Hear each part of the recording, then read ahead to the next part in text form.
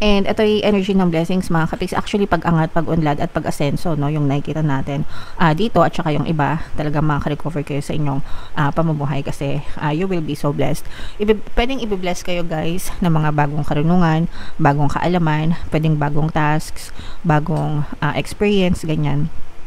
So, anything new, mga kapiksi na parang makakapag-level up ng inyong pamumuhay mga kapiksi. So, you will be blessed in that aspect and magagamit mo yon para makarecover kayo, guys.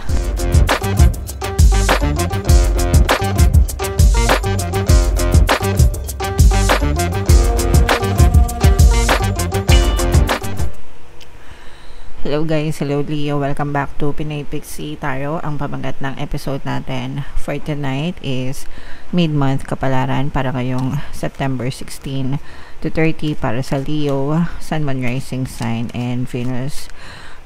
Meron na tayong 2026 pick a card kapalaran guys. If hindi nyo pa napapanood, panoorin nyo na guys. So, unahin natin tong deck na to mga kapiksi. Ito yung mga mensahe sa inyo ng inyong mga gabay. For some of you guys, no, maraming available na resources sa paligid mo na pwede mo magamit. Yung mga resources na yun guys, pwede mo magamit para umunlad yung iyong kabuhayan mga kapiksi. So, let's say for example, internet, diba? So, or cellphone, or parehas yan. Ibig sabihin, resources siya or tool siya na pwede nyong gamitin para makatulong sa inyong kabuhayan. So, ano bang pwedeng gawin nyo sa pamamagitan ng internet, ng cellphone? Marami, di ba? Content creation, kagaya ng ginagawa natin. O kaya yung mga affiliate programs, o kaya mga online selling, o kaya yung magtinda, di ba?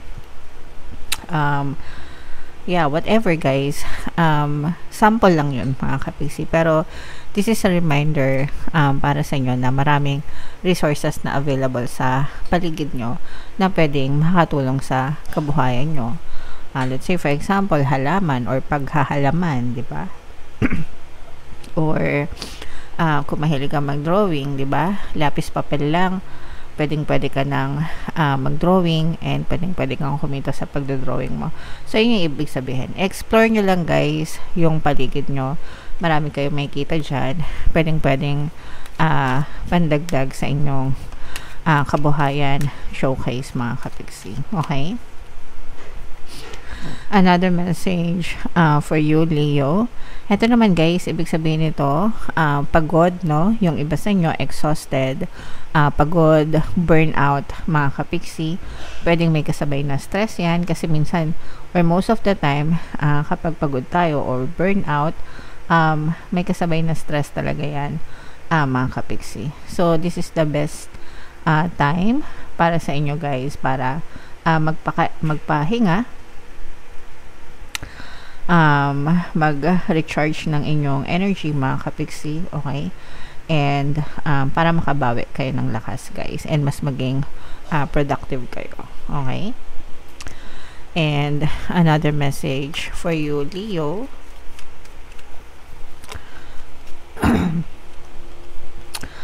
Ito naman, ibig sabihin nito for some of you, medyo nagkakaroon kayo ng, kung meron na kayong mga problema sa relasyon or kung meron na kayong mga relasyon guys, karelasyon, maaari kayo nagkakaroon ng problema sa karelasyon nyo, pwede nagkakaroon kayo ng nagkakalayo, pwede nagkakaroon kayo ng emotional detachment, nagkakalamigan, o kaya naman pwedeng separation na pwedeng hiwalay, o kaya naman yung kailangan maghiwalay kasi kailangan maging LDR o kaya LDR, ganyan, okay?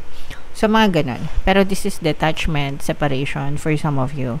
Coldness, mga kapiksi. So, yeah. Meron tayong mga relationship subliminal guys na pwedeng makatulong sa mga relationship nyo. So, pwedeng yung pakinggan yun guys. So, comment down below, Leo, if feeling nyo naka-resonate kayo dyan. Shuffle natin to mga kapiksi. Hanapin natin yung energy ng Leo. Habang sinashuffle natin to guys, panoorin nyo muna yung video natin regarding sa ating paano mag-manifest ng abundance video course. Kapiksi, sawa ka na ba sa mga struggles at hirap sa buhay mo? Masipag ka ba at masikap sa buhay ngunit hindi ka pa rin umaasenso? Ilang beses ka na bang nag-attempt magnegosyo at mag-invest pero palagi ka pa rin nalulugi? Sa pagkakataon na ito ay maaaring may subconscious beliefs ka na nagiging balakid sa iyong pag-unlad at pagyaman. Introducing, paano mag-manifest ng abundance video course. Dito ay matututunan mong ma-overcome ang mga balakid mo para tuluyan ka ng umunlad, umasenso, sumagana, maging matagumpay, successful at maswerte sa iyong kabuhayan, pera, trabaho, negosyo sa lapi at kaperahan ng bonggang-bongga. Dali, mag-send na ng email sa pinoypixie@gmail.com at simulan na ang iyong pagyaman ngayon. Alright, so sa lahat na gusto mag-avail ng course guys, naka-flash sa screen nyo. Una, meron tayong paano mag-manifest ng abundance video course. Meron din tayong paano mawala ang third party at magkaroon ng harmonious na relationship. And meron din tayong paano pabalikin si ex-device breakup. Sa mga interesado guys, mag-send lang kayo ng email sa pinoypixie@gmail.com. So, Leo guys, kayo ay represent ng King of Wands sa ating spread. Latag natin yung spread nyo guys. And again, no, meron na tayong 2026 kapalaran guys. Pick a card reading kung hindi nyo pa napapanood. Punta lang kayo sa homepage mga kapiksi.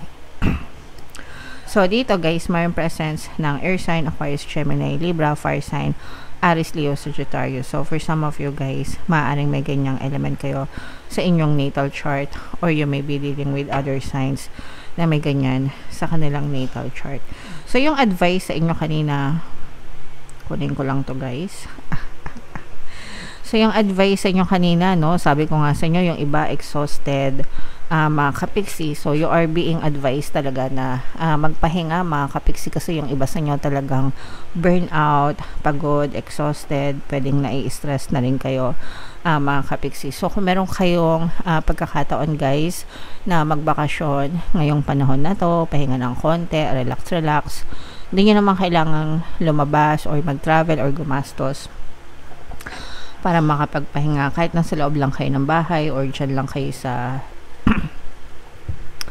barangay nyo or sa city nyo or sa syudad nyo mamasyal, diba? Ang importante is makapag-unwind kayo guys, makapag-distress kayo, makapagpahinga kayo ng konti kahit ilang araw para makapag-recharge kayo, makapag-recuperate kayo ng energy nyo. Mga kapiksi, mga katulong yon para sa inyo guys. Okay? Alright.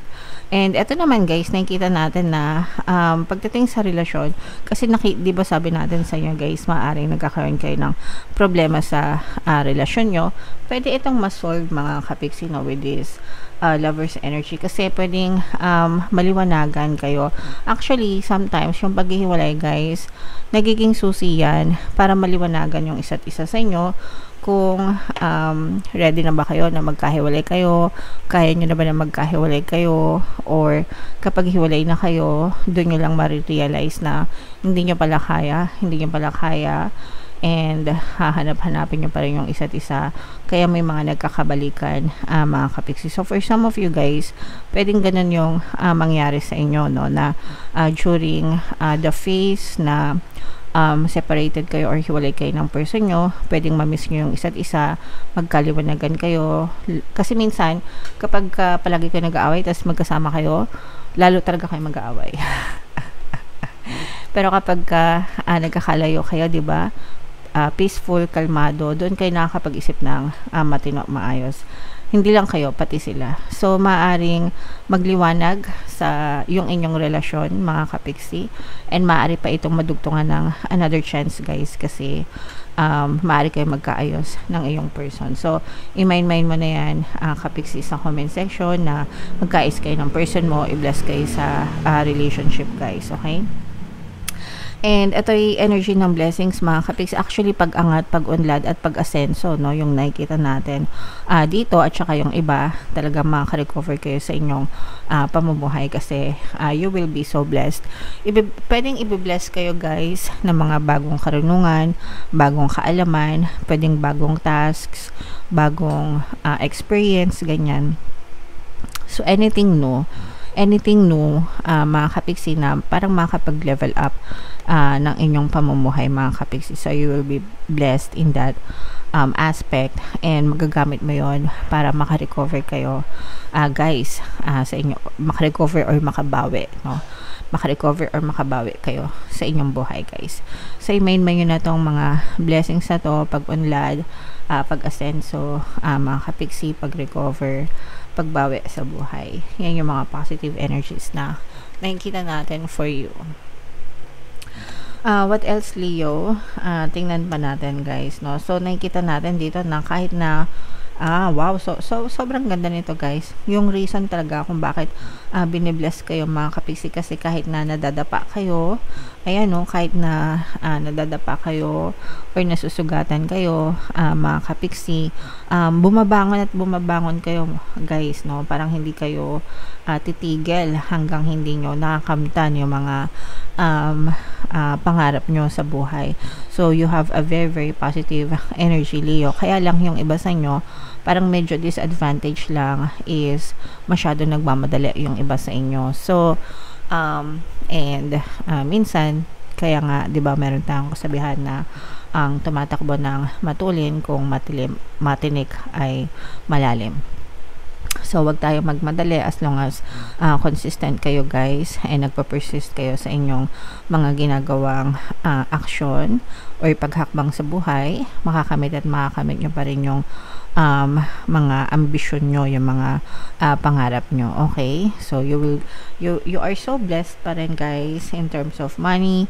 Kumbaga, parang hindi kayo nawawalan, no? Yun yung maganda sa energy nyo. Hindi man kayo sobrang, sabihin natin, hindi man kayo sobrang kayamanan or kasaganaan sa buhay, pero hindi naman kayo nasisiro, hindi kayo nawawalan. For some of you, nakakaligtas din kayo sa mga utang. Kumbaga, hindi nyo na kailangan mga utang. Para lang may gastusin, kasi you have more than enough in your pocket or in your savings, mga kapiksi. Okay? Alright. So, this is a very, very positive energy, guys. Ito, i-mind nyo na itong mga blessings na to, itong mga pagtupad sa mga pangarap nyo, guys, kasi very unstoppable talaga yung energy nyo, at saka itong tuloy-tuloy na daloy ng buhay, mga kapiksi. Tsaka yung sabi ko nga sa inyo, guys, yung blessing sa relationship. Okay? Alright. So, comment down below, Leo, if feeling nyo naka-resonate kayo dyan. And ito yung ating 2026 kapalaran, guys. Panoorin nyo na. Ito naman yung ating success stories ng paano mag-manifest ng abundance video course. Click here to subscribe, guys. Thank you for liking, sharing, and subscribing. See you next time. I love you all. Have a nice day. Bye-bye.